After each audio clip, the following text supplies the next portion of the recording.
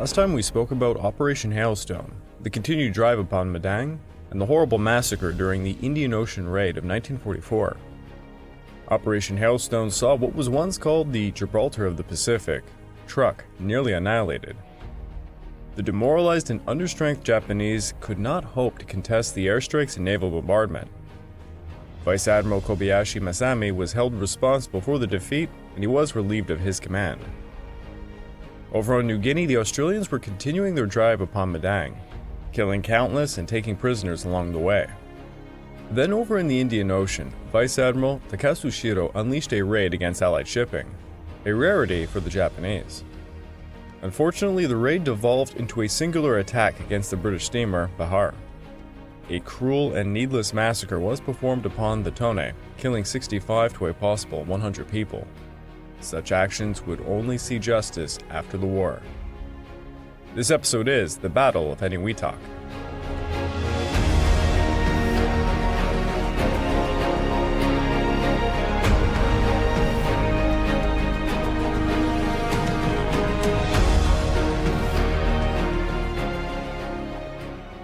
Welcome back to the Pacific War Podcast week by week, and I'm your dutiful host, Craig Watson. Before we begin, I just want to remind you all that this podcast is only made possible through the efforts of Kings and Generals over at YouTube. Perhaps you want to learn a bit more about World War II? Kings and Generals has an assortment of episodes on World War II, and so much more, so go give them a look over at YouTube. So please subscribe to Kings and Generals over at YouTube and continue to help us produce this content by checking out www.patreon.com/kingsandgenerals. And hey, don't forget about our sister podcast over at the Age of Conquest, the Fall and Rise of China podcast, written and narrated by me. And if after all that you are still hungry for some more history, why don't you check out my personal channel, the Pacific War channel, over at YouTube. Over there I've just released part 3 in my Kanji Ishiwara series, which was once an exclusive on my Patreon, which can be found at www.patreon.com/thepacificwarchannel. Over there I have more than 13 plus exclusive Patreon podcasts on a variety of different subjects. So if you want to support me, go check it out. Operation Flintlock was a huge success. Kwajalein was seized incredibly fast, and the invasion of Majuro saw no Japanese even on the atoll. Because of this, the Allied war planners had to shuffle their schedule around, and thus was born Operation Hailstone and the invasion of Eniwetok. Eniwetok had originally been slapped for May, but it seemed obvious the Japanese power in the Marshalls was crumbling a lot faster than anticipated. Consequently, Admiral Nimitz knew it would be necessary to capture the atoll to give shelter to all the ships he intended to deploy westward in the drive against the Japanese Inner Empire.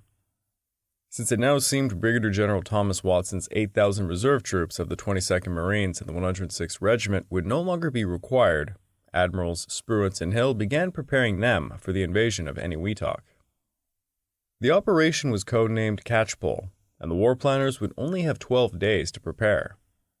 Moving up the invasion of Eniwetok required stripping the new garrisons of Kwajalein Island and Roynammer of manpower and supplies. The landing boat crews were Greens, not trained with the troops. General Watson reported, "The infantry, amphibian tractors, amphibian tanks, aircraft, supporting naval ships, and most of the staffs concerned had never worked together before." Nevertheless, the forces available for the operation would be plentiful and well equipped. Having gone through the horrible, bloody assault on Tarawa, Admiral Hill was relieved to have a large number of Amtraks this time.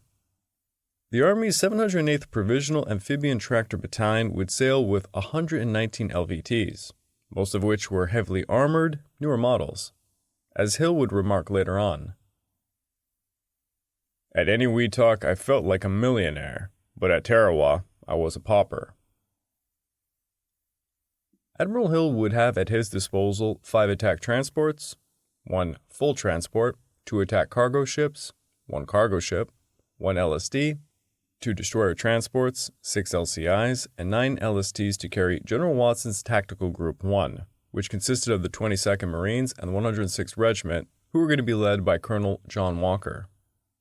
Further support came in the form of 3 battleships, 3 heavy cruisers, and 7 destroyers of Rear Admiral Jesse Oldendorf's Task Force 51.17.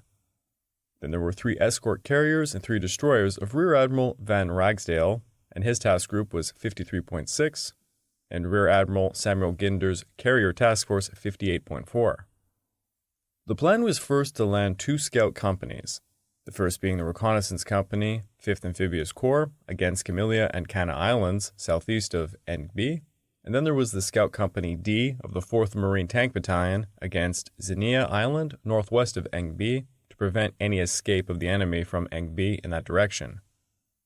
The scouts would secure Camellia and Cana, allowing the 2nd Separate Pack Howitzer Battalion with their 75mm Pack Howitzers to deploy on Camellia, and the 104th Field Artillery Battalion with their 105mm howitzers to deploy on Cana.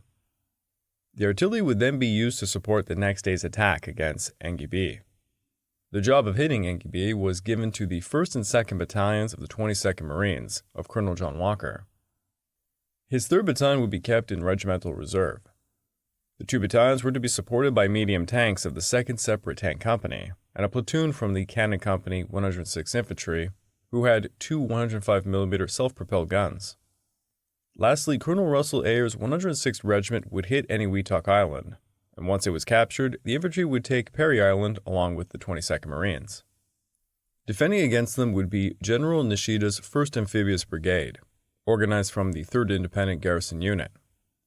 It consisted of 3 1,036-man mobile battalions, a 67-man machine company unit, 6 20mm guns, 66-man tank units, who had 9 Type 95 light tanks, a 243-man engineer unit, a 139-man signal unit, and a 190-man medical unit. The 1st Mobile Battalion had a 103-man first company, while the other 2 had 197-man companies, plus a 155-man motor company, a 121-man artillery company with 3 75mm mountain guns, 2 37mm anti-tank guns, and 66-men engineer platoons. These units had recently been brought over alongside his HQ. 250 IGN personnel and 1,115 troops were deployed on Perry, about 692 soldiers, 500 IGN personnel, and 61 men of the 61st Guard Unit would be on Engbe, and only 779 troops under Lieutenant Colonel Hashida Masahiro, commander of the 1st Mobile Battalion, would be defending Eniwetok. In the 6 weeks following the Kwajalein assault, the Japanese had been constructing defenses on the lagoon side based on reports they received from the Kwajalein attack. Yet there would not be nearly enough time to make much progress. The 3 defended islands of the Eniwetok Atoll had no naval manned defenses, other than 2 120mm coastal defense guns and 2 13.2mm twin machine guns on Engbe's northern corner. 3 75mm and 28 20mm anti-aircraft guns had been delivered, but they were not even emplaced. The 1st Amphibious Brigade arrived less than a month and a half before the Americans would land, with barely any time to dig in. While significant construction materials had been delivered, there was not nearly enough time to make much progress with them. Defenses would be mainly dugouts, trenches, and foxholes. The brigade deployed its infantry weapons more or less equally. Engbe was expected to be the most heavily defended, but instead most of the troops were actually on Perry. On February the 15th, Hill scouts sailed out from Kwajalein Lagoon while Operation Hailstone smashed Truk. Meanwhile, Gainer's carriers proceeded directly to Eniwetok and on February the 16th launched a series of preliminary strikes. The strikes completely destroyed all the buildings upon the atoll, neutralized her airfield, and destroyed 14 aircraft on the ground. Naval bombardment of Engbe, Eniwetok, Perry, and Japton Islands began in early mornings of February the 17th, and it was joined by even more airstrikes after dawn. Simultaneously, Hill's forces arrived off Eniwetok's southeast coast. As the surface ships bombarded the islands, Amtraks landed by 1:30 p.m. against Camellia and Cana. After securing Cana and Camellia by 2 p.m., the reconnaissance company landed against no opposition on the 3 islands northwest of Camellia and on the 2 smaller islands unmanned west of Cana. These landings were made to offer security to the artillery units against possible Japanese infiltration during the night. Hill then landed his 2 artillery battalions to support the invasion of Engbe. Engbe's total weapon strength came to 2 flamethrowers, 13 grenade dispatchers, 12 light machine guns, 4 heavy machine guns, 2 37mm guns, a single 50mm motor, 11 81mm motors, 1 20mm automatic gun, 2 20mm cannons, 2 mountain guns, 3 light tanks, and 2 12cm coastal defense guns. Colonel Yano predicted that a heavy bombardment would precede the amphibious landings. He accordingly planned to concentrate his defensive system on the lagoon shore of this triangularly shaped island. The Japanese defenders were ordered to, quote, lure the enemy to the water's edge, and then annihilate him with withering fire and continuous attacks. Most of the prepared defenses and over half of the brigade detachment were concentrated at the center of the lagoon shore. The approach to the strong point was flanked by fire of two 75mm mountain guns on the northwest corner and two 20mm machine cannons in the southern part of the concentration itself, as well as two 37mm guns emplaced on the southern tip of the island. Frontal fire could be delivered by the 20mm automatic guns and the three light tanks, each mounting 37mm guns as well.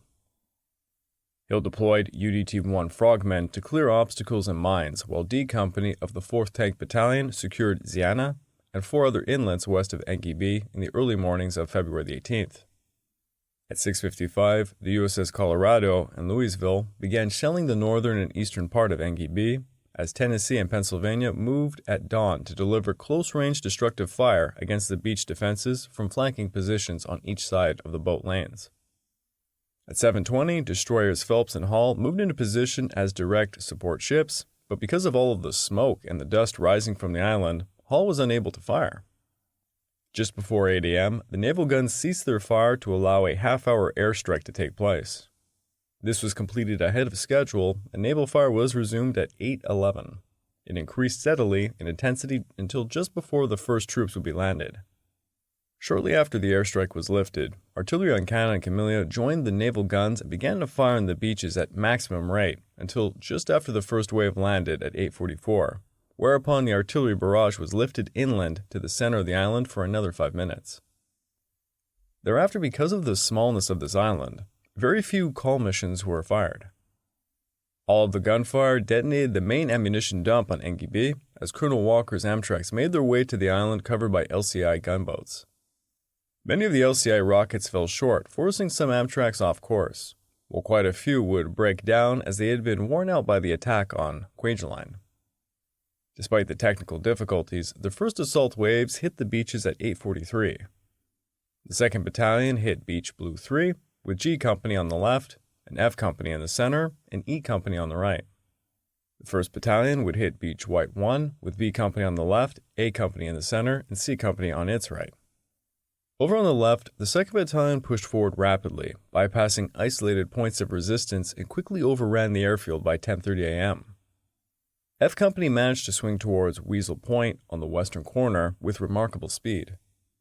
Over on the right, the 1st Battalion quickly split up with A Company advancing north to New Point and C Company towards Skunk Point on the southeast corner.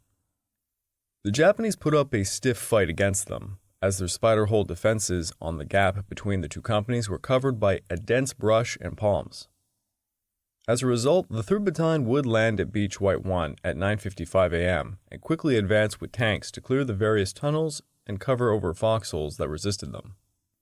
The Japanese were slowly forced northward along the island's eastern shore, eventually becoming isolated and cut down. By 1:10 p.m., Weasel and New Points had been cleared, and at 2:50 p.m., about 6 hours after the initial landing, General Watson declared the island secured. 6 minutes later, C Company captured Skunk Point, and by 6:30 p.m., the 1st Battalion secured their half of Engibi. The assault had been executed so fast that even the veteran IJ defenders were unable to offer any meaningful organized resistance. Bypassed Japanese troops and infiltrators did cause some difficulties throughout the night, but mopping up continued and Engibi was formally secured at 8 o'clock on February the 19th. The American losses would mount up to 85 dead and 521 wounded against over 1,280 Japanese deaths and 16 prisoners taken. For the assault against Eniwetok, new intelligence indicated that the island was more heavily defended than expected. So Watson would reinforce 106th Regiment with Walker's Reserve 3rd Battalion and some other Marine tanks. What they would be facing on Eniwetok was a total of 2 flamethrowers, 13 grenade dischargers, 12 light machine guns, 2 heavy machine guns, 1 50mm motor, 11 81mm motors, 1 20mm automatic gun, 3 20mm cannons, and 3 light tanks. The Eniwetok garrison was divided into 5 forces, 3 on the lagoon shore, 1 placed so as to cut off the narrow eastern neck of the island, and 1 to be held in the reserve. The 3 lagoon shore forces were to place their weapons so as to obtain interlocking bands of fire over the surface of the lagoon.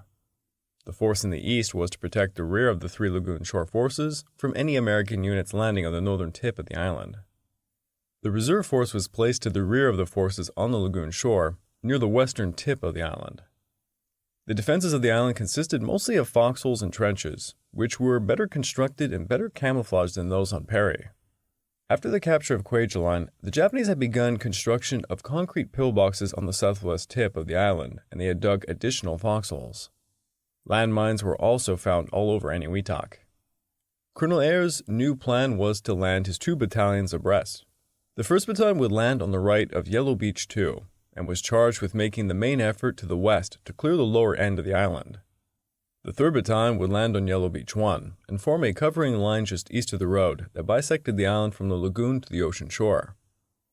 For the assault, the infantrymen lacked field artillery support, and although Eniwetok had been subjected to naval bombardment on February 18th, it had only received a fraction of the bombardment compared to Eniwetok and Perry. A total of 1,179.7 tons of naval shells have been fired at Eniwetok. 944 tons were used on Perry, but Eniwetok received only about 205 tons altogether.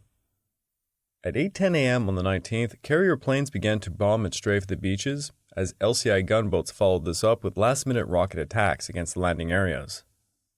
Meanwhile, the arrival of Marine tanks was delayed by choppy seas, and a 9-foot embankment just inland halted the amphibian tanks, but the Americans would manage to hit Yellow Beaches at 9:16.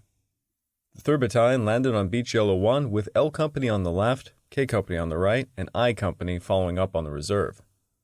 Upon landing, L Company followed by I Company pivoted east along the pier, while K Company pushed across the island to reach the opposite coast at 10:30. Over on the right, however, the 1st Battalion encountered dense spider hole defenses as C and B companies attempted to push across the island while A Company attacked southwest along the coast. By noon, the front line of the 1st Battalion was in the shape of an S, extending from the lagoon to the ocean. The Japanese at this point made a bit of an unexpected move. As the Americans penetrated further inland, the Japanese began abandoning their positions and they launched a 400-man counterattack. The Japanese managed to break through just before getting completely cut down, causing some havoc, but by 12:45 they were beaten back.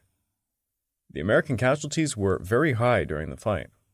Because of the strong resistance, Ayers ordered his 3rd Battalion to attack east, and for his reserve Marines to land and relieve the left half of his 1st Battalion's line of defense. The American attack to the west resumed with A Company on the right wing making slow progress through the enemy positions near the lagoon. Meanwhile, some confused elements of the C and B companies were trying to reorganize themselves, and they were being supported by 3 Cannon Company guns. They could not push through the line taken up by the enemy at the end of his counterattack. Although they had steadily reduced the Japanese positions, the attacking force was simply unable to move forward. By 2:25, the 3rd Battalion, 22nd Marines landed, passing through Ayer's 1st Battalion 1 hour later. Both battalions then launched a concerted attack towards the southwest end at 3:15. Yet the Marines would soon lag behind, their advance delayed by the rugged terrain and the lack of adequate illumination and tank support. While the fight for Eniwetok was underway, the Amphibious Reconnaissance Company occupied Japtan by nightfall after first securing 10 unoccupied inlets on the atoll's eastern rim, while the Scout Tank Battalion secured 8 inlets on Eniwetok's eastern rim, successfully subduing the enemy resistance on Regili. This would all allow Watson to have some much-needed artillery support for the attack against Perry. Over on Perry, the Japanese were able to construct very few installations and gun positions above ground level. In the short time the brigade was even there. With very few exceptions, the defenses consisted mostly of foxholes and trenches. Now these fell into 2 categories, the old and the new. The old foxholes and trenches were located on the ocean side. They were very well constructed and often lined up with rocks or coconut logs. Relying on their estimation of American amphibious tactics, as demonstrated against Tarawa, the Japanese had recently undertaken heavier defenses on the lagoon side. These were freshly and hastily constructed, and therefore inferior. All of the entrenchments were well camouflaged. A typical strong point consisted of a spiderweb pattern of entrenchments. In the center of the web was a large personnel shelter lined and covered with coconut logs. Strips of corrugated iron and a thick layer of sand were placed over the log roofs. The center was surrounded by a circle of foxholes 10 to 15 feet apart, mostly roofed over with corrugated iron. These holes were connected with one another by narrow trenches or tunnels. The trenches and tunnels on the outer edge of the web were in turn joined by radial trenches and tunnels to the shelters or control foxholes in the center of the position. The entire web was extremely well camouflaged and very difficult to locate. Perry was honeycombed with such positions of this sort. Now back to the action. To deny the enemy an opportunity for the customary aggressive night tactics, Ayres ordered a night attack at 6:50. At 3:33 on February the 20th, Ayres' 1st Battalion therefore managed to reach the western end of the island, though the Marines were still 100 yards to their left rear. The Japanese meanwhile attempted to probe and infiltrate through the night, finally counterattacking at 9:10. The 3rd Battalion, 22nd Marines, found one of the main enemy defenses manned by a strong and determined force at the southwest corner of the island in its zone. A combined force of light and medium tanks, 5 guns from the Cannon Company 106th Infantry, and a supporting rifle company from the 1st Battalion 106th Infantry joined the Marines in destroying the enemy during the day. The 1st Battalion 106th Infantry mopped up its zone. The next day, after the withdrawal of the Marines, the battalion ran a line across the island from the pier and mopped up the western end. A Company at the right finished first and returned to the battalion area near the landing beach. B Company in the center reached the end of the island a little later and then went for a swim. C Company on the ocean side found 22 of the enemy hiding and destroyed them in a firefight that sent some bullets over the heads of B Company swimmers. B Company came out of the water, dressed, and rejoined the fight. The western end of Eniwetok Island was finally clear of Japanese. By 2:45, the stronghold was finally reduced and the western end of Eniwetok was at last secured. To the east, Ayres' 3rd Battalion also attempted to continue its attack during the night, but this proved futile as the troops lacked the confidence and experience for such a difficult task. As such, the battalion halted at 4:30, about a third of the way from the island's northern end. They resumed their attack at 7 on the 21st, finally reaching the northern end at 4:30. The island was finally declared secure at 5:21, with the Americans losing 37 killed and 94 wounded against 800 Japanese deaths and 23 taken prisoner. Because action had been bogged down at Eniwetok, the assault on Perry was delayed until the island was reduced, and Walker's 3rd Battalion could re-embark on the regimental reserve. In the meantime, aerial, naval, and artillery shells had pounded Perry for over 3 days. Naval bombardment against Perry totaled some 944 tons, considerably more than the weight delivered against Eniwetok Island. The weight of the artillery shells came to 245 tons, and for aerial bombs, it added another 100 tons or more. Meanwhile, the rest of the 22nd Marines were brought from Engibi to southern Eniwetok. By this point, the expedition was running low on ammunition and weapons. Naval and artillery shells were carefully apportioned.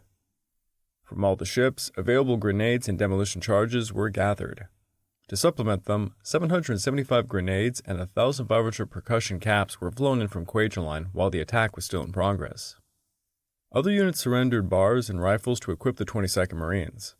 In addition, the Marines had found the M1 carbine, with which many men had armed themselves, to be less than effective as a combat weapon, and M1 rifles and Browning automatic rifles were redistributed from the 106 infantry units to replace them.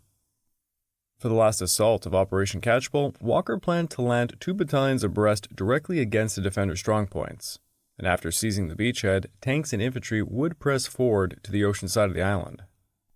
Battleships Tennessee and Pennsylvania took positions only 1,500 yards north of the landing area, and not only mauled it with their big guns, but they also hit it with their 40mm automatic weapon batteries. From the other sides of the boat lanes, the heavy cruisers Indianapolis and Louisville and the destroyer Haley would also fire. Smoke and dust blew over the lagoon, masking the target area for the battleships, and would also have serious consequences for the other warships in the area, such as the landing crafts who were starting to come ashore at 8:45. 3 LCIs that approached through the haze with the first wave to fire their rockets were hit by 5-inch shells from Haley, killing 13 and wounding 47 men. Some LVTs landed outside the designated beaches, thus widening the front and making it necessary to suspend the artillery fire in their vicinity. Other tractors crisscrossed or fell behind, so that the landing teams had a difficult time reorganizing on the beaches. While the tractors made their 50-minute run from the line of departure, two formations of planes bombed Perry in the last of 219 sorties made during the 6 days of action. This time they only bombed the island, omitting strafing runs because of the type of defense trench systems on Perry Island. At 9 o'clock, Walker's 1st Battalion landed on Green Beach 1, just north of the island's central position, with companies B, C, and A in the line left to right. It was 200 yards too far south, only landing on the extreme southern edge of the assigned beach. The 2nd Battalion landed at 9 o'clock on Green Beach 2 near Perry's northwest corner, but 200 yards further south than intended, with part of the battalion landing on about 2/3 of Green Beach 3 to its southern portion. Mines were encountered on the beach, causing some casualties. In the line going left to right were companies G, F, and E. The first troops struck Green Beaches 2 and 3 at 9 o'clock, with a wave of tractors and one of the LCMs carrying medium tanks directly behind them. Heavy machine gun and mortar fire greeted the Marines at the water's edge. As they tried to form an assault line, enfilading machine gun fire also struck them from a concealed position on the pier to the right. The machine guns were silenced by grenades and by shells from amphibian tanks. Then the assault passed inland. Some of the enemy in trenches and foxholes in the dune line on the beach, men who had survived the bombardment, were overcome in hand-to-hand fighting. Thankfully, shells from the amphibian tanks managed to silence the Japanese guns, which allowed the Americans to move inland and to land their medium tanks behind the battalions. The defense plans for Perry outlined that about one-half of the troops were disposed at the water's edge, where they were to be grouped into strong points about 140 feet apart. The defense of the beaches was to be supported by mountain guns, 20mm automatic guns, and other weapons. The mountain guns and 20mm were the first to fire. Light and heavy machine guns were to fire on landing craft before and after they reached the underwater obstacles. Next, mortars and grenade throwers were to deliver concentrated fire against the enemy at the beaches, and they were to cover the sectors between fortified areas and strongpoints. To facilitate the employment of artillery and heavy weapons, the order called for the fields of fire to be cleared through coconut groves. The order gave quite explicit instructions for measures against tanks. Destroy enemy tanks when they are stopped by obstacles, by means of hollow charge anti-tank rifle grenades, close-in attacks, landmines, water mines, Molotov cocktails. Especially at night, have a part of the force attack them. The order made it pretty clear that the brigade was not expected to survive an American assault once it had established a beachhead. Any troops remaining after the Americans had landed in force were to assemble in a central area. Then the order continued. Sick and wounded who cannot endure the battle will commit suicide. Others will reorganize, return to battle as a unit, and die fighting. 3 dug-in Japanese light tanks decided to attack, rather than earlier when the infantry were vulnerable. Yet the Shermans immediately destroyed them before they inflicted any damage, so Walker's battalions would be allowed to push forward against the retreating enemy. While companies G and F swung left to reach the north end by 1:30, E Company drove straight across to reach the ocean shore by 12. Then, as the Marines were consolidating, a group of 200 Japanese were discovered marching north, and they were wiped out within just mere minutes. Over on the right, B Company reached the ocean coast at 11:55, while companies C and A swung south and successfully reached Valentine Pier by 1:30. Walker's Reserve 3rd Battalion landed at 10 o'clock, immediately advancing south while clearing bypassed enemy pockets. After artillery bombardment, the attack south was launched at 1:30. Pressing through thick underbrush, both battalions achieved rapid progress as they overran a series of trench and foxhole defenses. The battalions were 450 yards from the island's southern tip when they halted for the night. Walker decided to declare the end of enemy resistance at 7:30, radioing Brigadier General Walker, I present you with the island of Perry at 7:30. The only slight enemy activity that existed anymore was occasional sniping, which would be swiftly cleared by 9:30 on February the 23rd. For the capture of Perry, the Marine casualties were 73 dead, 261 wounded against 1,300 Japanese killed, including General Nishida, and 66 captured. In total, American casualties during the Battle of Eniwetok came to 313 killed, 879 wounded, and 77 missing. The Japanese had lost their entire garrison, with 3,380 killed and 105 men captured. Between March the 7th and April the 5th, Walker would then conduct Operation Flintlock Jr., carrying out 29 successful landings, securing 14 mostly unoccupied atolls, and killing another 100 Japanese at the cost of 2 Marines killed. Other detachments would finally occupy the Erikub, Ijalag atolls by the end of April, leaving only Mile, Meliulap, Jalut, and Wotye bypassed and unoccupied, in addition to the Japanese presence at Korsre, Wake, and Nauru. Over on Jalut, Rear Admiral Masuda Nisuke commanded 13,000 personnel. Beginning on March the 4th, the 4th Marine Base Defense Aircraft Wing, headquartered on Majuro, and the 7th Air Force commenced a concerted campaign to neutralize the Japanese garrisons, which continued until the war's end. Navy aviation and Army Air Forces had previously destroyed most Japanese aircraft on these islands. The 13,000 tons of aerial-delivered ordnance, coupled with frequent naval shelling, killed 2,564 Japanese, and 4,876 would die of disease and starvation. The Marines sprayed oil over the garrison's gardens. Fighter-bomber units deployed to the Pacific would first serve in this role, perfecting their bombing techniques before moving forward to support other operations, as new units replaced them. The Japanese survivors would finally surrender on the 2nd of September 1945. As the American commander took stock of what they had achieved in the Marshall Islands, their confidence and self-assurance rose to new heights. In less than 3 months' time, the tragic and costly lessons of Tarawa had been refined and integrated into amphibious planning and doctrine, and the results had been tremendous. To the extent that further improvement was needed, it was in the details of execution rather than deficiency in the plans themselves. Holland Smith concluded in his final report, "In the attack on coral atolls, very few recommendations can be made to improve upon the basic techniques previously recommended and utilized in Flintlock." Back over in Tokyo, there was shock and incomprehension at the speed and low cost of the U.S. victory over the Marshall Islands. The implications for Japan's future were dire. As Ichiro Kiyose, the permanent director of Japan's Imperial Rule Association, said in his address, "The Marshall Islands are the front porch entrance to Tokyo. The enemy is probably finally thinking of some such thing as bombing Tokyo in deadly earnest." Yet that is all for today on the Marshall Island front, as we are now going to be diving back into Burma. The Japanese had launched their main offensive on the Arakan at the start of February, successfully infiltrating through the British positions to cut off their rear. By cutting the Indian supply lines off, the Japanese expected to force them back into disarray, but these were not the same men they had been fighting years prior. The Indian troops were better trained and ready to put up a real fight this time.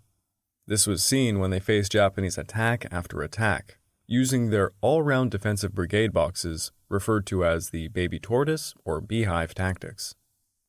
This baffled the Japanese, and soon they would leave the invaders effectively encircled and running out of supplies, as they themselves depended on what supplies could trickle to them over the jungle trails. With increasing fanatical desperation, the Japanese began to press home attacks, seeking to secure vitally needed stockpiled supplies of food, arms, and ammunition, upon which their offensive depended. In the Sinzuia area, the 112th Regiment made a night attack on the 9th, successfully breaking through the southwest corner of the enemy's perimeter defense in the Sinzuia Basin. Although the regiment was successful in firing an ammunition dump and doing great damage, the enemy's employment of tanks forced it to draw back without further exploiting the breakthrough. On the morning of the 10th, Major General Sakurai met Colonel Tanabashi on Hill 315, due northeast of Sinzuia, and he encouraged him to press the enemy more aggressively. The failure of the 112th to achieve a signal success appeared, however, to have depressed morale, and the regiment was reluctant to repeat its attack. The 7th Indian Division kept its morale high despite the intense fighting, rapidly mounting casualties and increasing exhaustion. They continued to fight on until the advanced Japanese units had exhausted their own food and ammunition. Whenever possible, the British Indian troops also struck back against Japanese positions and harried their already tenuous supply lines. Furthermore, the massive firepower of the British mountain, field, and medium artillery inflicted massive casualties on the attacking Japanese infantry. Firing from positions within each brigade box, carefully concerted artillery fire plans rained death upon the Japanese troops, scattering into the jungle throughout the divisional area. As such, the 71st Brigade would successfully recapture Tong Bazar on February the 10th and steadily advance southwards towards the Nagak Do Pass. That very same day, General Gifford realized that there was no possibility of the 15th Corps being able to reach the Indian Rotterdam line before the pre-monsoon swell made amphibious operations impossible, so he recommended canceling the Akyab assault. He placed the 36th Indian Division under the 14th Army, allotting the 50th Brigade to the 4th Corps, and ordered the 25th Indian Division to move on towards Chittagong. General Slim, however, realized that the Japanese plans had miscarried, so he directed General Christensen to resume the offensive against the Tunnel's Bithadong position, as soon as he had cleared the land communications to his 4 divisions. Consequently, as the 29th Brigade of the 36th Division was arriving at Wali, Christensen sent the bulk of the 26th Indian Division to destroy the enemy in the Kalapazan Valley, behind the 7th Division.